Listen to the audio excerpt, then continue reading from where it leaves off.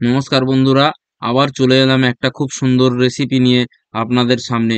আর আপনারা দেখছেন বর্ষা kitchen of village style চ্যানেলে সকল বন্ধুকে স্বাগত জানিয়ে আজকের এই রেসিপিটা শুরু করছি। আজকের এই রেসিপির নাম এঁচোড় চিংড়ি।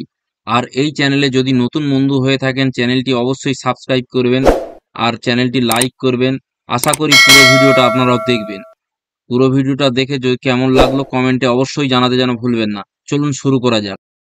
প্রথমে আমরা একটা এঁচোড় নিয়ে নিয়েছি। এঁচোড় মানে কাঁঠাল, ছোটবেলার অবস্থাকে এঁচোড় বলা হয়। এই এঁচোড়টাকে নিয়ে কাটার আগে প্রথমে আমরা হাতের মধ্যে একটু তেল ঘষে নিচ্ছি। তেল না ঘষলে ওই আঠাগুলো কিন্তু হাতে জড়িয়ে ধরবে, পরে আর উঠবে না। তেল ঘষে নেওয়ার পর আস্তে আস্তে এঁচোড়গুলোকে এইভাবে খোলা ছাড়িয়ে মাঝখানের অংশটা এইভাবে কেটে বাদ দিয়ে দেব। তারপরে খোলাগুলো ভালো করে এইভাবে ছাড়িয়ে নেব। দেওয়ার পরে এঁচোড়গুলোকে ছোট্ট ছোট্ট সাইজ করে কেটে নেব। ওই একইভাবে আলুগুলো ছোট ছোট করে কেটে নেব। আলু কাটা আর দেখালাম না। এদিকে আমরা গ্যাসে ওভেন জ্বালিয়ে দিয়ে একটা কড়া বসিয়ে নিচ্ছি ননস্টিকের। ওর মধ্যে একটু জল দিয়ে একটু হলুদ আর একটু লবণ মিশিয়ে দিলাম ওই জলে।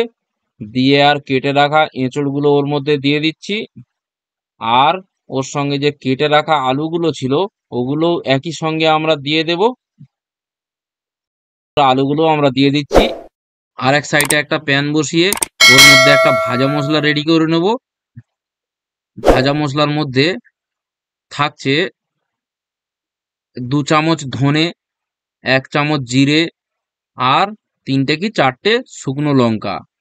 এই সব কটা শুকনো খোলায় ভেজে আমরা এক সাইডে রেখে দেব একটু ঠান্ডা হওয়ার জন্য। ঠান্ডা হলে ওটা গুঁড়ো করে নেব। আর এদিকে আমাদের হয়ে গেছে সিদ্ধ এঁচড়গুলো আর আলুগুলো, ওগুলোও তুলে রেখে দেবো একটা জায়গায়। আর ওদিকে চিংড়ি মাছগুলো কেটে রেখেছিলাম, ওই চিংড়ি মাছের মধ্যে হলুদ আর লবণ দিয়ে ভালো করে মাখিয়ে নেব। এবারে একটা ননস্টিকের কড়ায় তেল দিয়ে তেলটা গরম হয়ে গেলে ম্যারিনেট করা যে চিংড়ি মাছগুলো দিয়ে বেশি না 1 মিনিটের মতন ভেজে নেব। বেশি ভাজতে যাবে না, বেশি ভাজলে চিংড়িগুলো শক্ত হয়ে যাবে। তাই চিংড়িগুলো আর নরম থাকবে না। তাই অল্প সামান্য 1 মিনিটের মতো ভাজবেন, এর বেশি ভাজবেন না। ভেজে আমরা তুলে নেব। এই রকম কালার এসে গেলে মোটামুটি তুলে নেব। তারপরে ওই কড়াইতে আমরা দিয়ে দেব সিদ্ধ করে রাখা এঁচড়গুলো। দিয়ে ওগুলোও ভালো করে ভেজে নিচ্ছি। এখন বন্ধুরা এঁচড়গুলো আমাদের ভাজা হয়ে গেছে। এর মধ্যে ওই একই পদ্ধতিতে সেদ্ধ করা আলুগুলো দিয়ে আলুগুলো ভেজে নিচ্ছি। এখন আমরা আলুগুলো ভাজা হয়ে গেল। ওই একই কড়াতে আরেকটু সাদা তেল দিলাম। এবার ফোড়ন হিসাবে 2টো তেজপাতা, একটু গোটা গরম মশলা, এটা ফোড়ন হিসাবে প্রথমে দিয়ে দিলাম। এইগুলো একটু সুন্দর গন্ধ বেরোলে ওর মধ্যে কেটে রাখা কাঁচা পেঁয়াজ এইভাবে দিয়ে দেব। দিয়ে একটু ভালো করে ভেজে নিয়ে ওর মধ্যে আদা রসুন বাটা দিয়ে দেব। ওটাও ভালো করে একটু ভেজে নিয়ে তার মধ্যে দিয়ে দিলাম কাশ্মীরি লঙ্কা রঙের জন্যে 2 চামচ, আর একটু লাল লঙ্কা ঝালের জন্য, আর দিলাম হলুদ গুঁড়ো। 2টো টমেটো বেটে রেখেছিলাম ওগুলোও দিয়ে দিলাম। দিয়ে একটু নেড়ে যখন তেল ছেড়ে আসবে ওর মধ্যে দিলাম ধনে গুঁড়ো আর জিরে গুঁড়ো। সমস্ত মশলাগুলোকে একটু কষিয়ে নিয়ে একটু লবণ দিয়ে দিলাম। স্বাদ মতন লবণ দিয়ে দেওয়ার পরে একটু কষে ওর মধ্যে ওই যে ভেজে রাখা আলু আর এঁচড়গুলো আমরা দিয়ে দেব।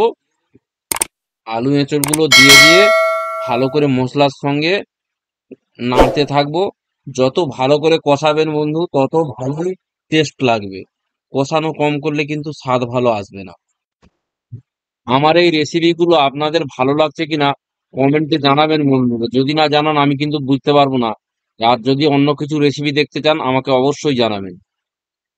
এইভাবে কষিয়ে একটু চাপা দিয়ে আবার নেড়ে দেবো, আবার তারপর চাপা দেবো। এইভাবে বেশ কিছুক্ষণ কষিয়ে নেওয়ার পরে আমরা জল দিয়ে দেবো। জলটা একটু অল্পই দেবো কারণ আগের থেকে সবজিগুলো সিদ্ধ হয়ে আছে। অল্প একটু জল দিয়ে ভালো করে সিদ্ধ করে একটু শুকনো শুকনো হবে। তারপরে ওর মধ্যে এই চিংড়ি মাছগুলো ভেজে রাখা ছিল ওগুলো দিয়ে দেব। দিয়ে আবার ভালো করে একটু নেড়ে দেব। দিয়ে চাপা লাগিয়ে দেব আবার।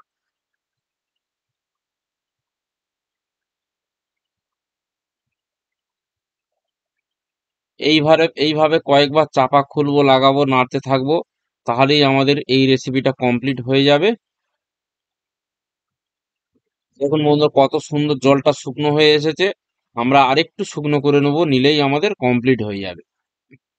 এখন কমপ্লিট হওয়ার আগে যে ভাজা মশলাটা রেডি করেছিলাম ওইটা কিছুটা দিয়ে দিলাম, আর দিয়ে দিলাম গরম মশলা গুঁড়ো, দিয়ে ব্যাস একটু নেড়ে নিলেই আমাদের কমপ্লিট।